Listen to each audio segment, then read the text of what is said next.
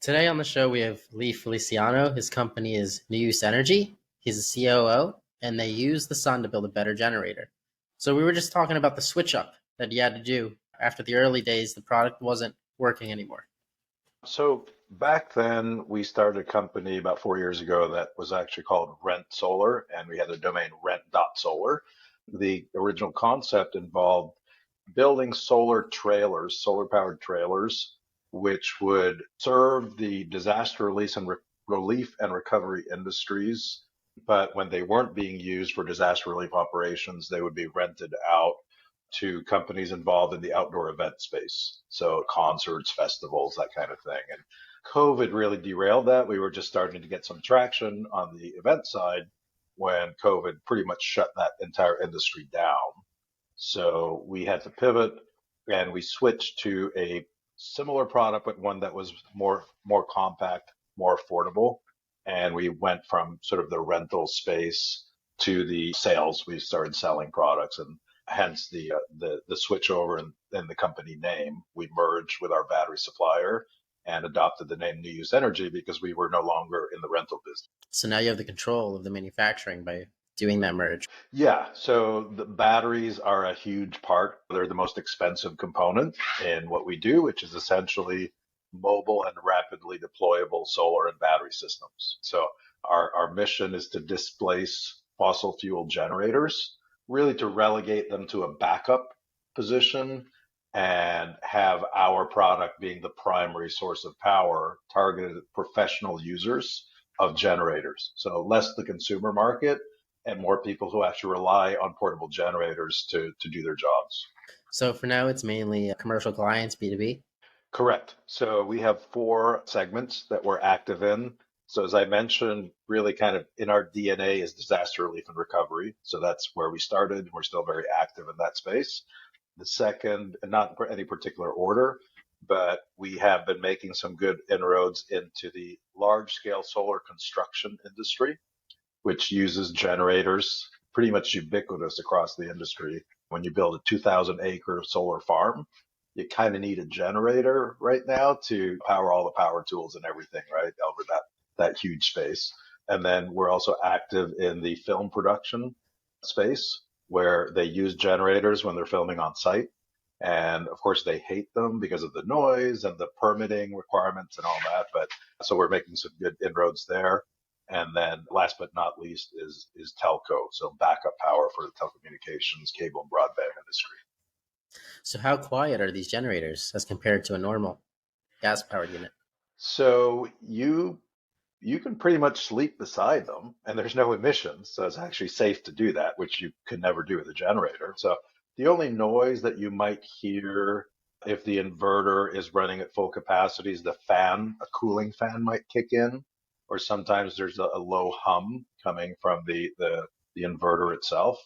But again, compared to the noise of even the most quiet gasoline or diesel generator, I mean, there's no comparison. How long does it last on a single charge?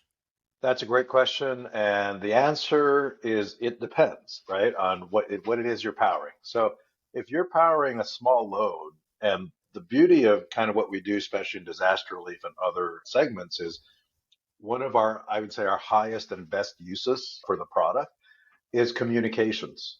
After disasters, people would rather get in line to charge their cell phone so they can call their loved ones rather than stand in the food line to get a hot meal, right? And so communications are high value add, but low energy consumption. So we can actually run a Starlink, just to give you guys something to compare to a reference point. Yeah, a Starlink satellite comm dish, we can power one of those all night long with one of our smallest products, and yeah, up to several days with one of our larger products. And that's without recharging. Yeah, I mean, that's a great application, especially if it's silent. Yep, yeah, and also no or very small heat signature compared to a generator if you're in a particular location where heat signatures could be a vulnerability, let's say. Where do you see electric generators going in the next few years? Is it going to take a big portion out of the guys who are selling the gas versions?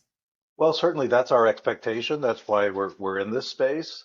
I think it's also important to note that we're actually expanding that pie because while we maybe we don't replace 100% of all portable generators, but we can also go into places where generators can't go now. So I'll give you two examples. So one is in Ukraine, we're very active. They are actually wheeling our product into operating rooms and emergency rooms. That's something you could never do with a generator. So like a generator doesn't even apply in that scenario. Our product does. So that's beyond the generator market.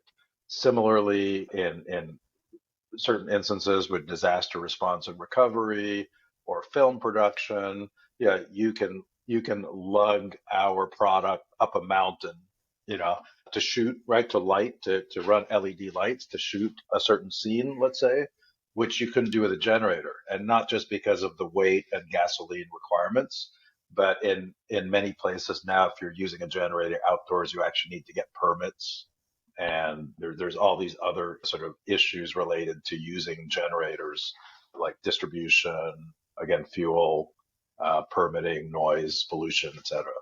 When deciding to design a product, you guys have went through a couple iterations of like the first one Hmm. wasn't working, second one is. What would your advice be to entrepreneurs or inventors who are creating products? I would say so. Just to clarify, our first product did work, except that the intended market really kind of shriveled up right during COVID.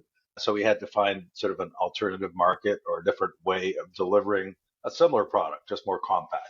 So I would say listen to the market. Identify, first of all, yeah, who your prime target is, your point of entry. A lot of times people will have all these ideas for all these fantastic applications, but you got to identify what that point of entry is, the tip of the spear, and then really understand that market. And if you have to solicit information or feedback on your product or your pilot from that particular customer base or user base, that's really what will kind of endear you to that market segment is being responsive to them. Yeah, it's good feedback. If you start listening to what they really need, you can start to serve them the right product. Yeah, and I think some of it too is kind of reading between the lines. Sometimes they say, I need this. But if you kind of ask a few probing questions and understand what their real objective is, right? Because they may say, I need a 100 kVA generator, which we can't replace directly.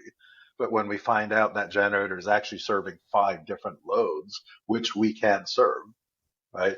It was simply a matter of digging a little deeper rather than saying, oh, sorry, we don't have that product.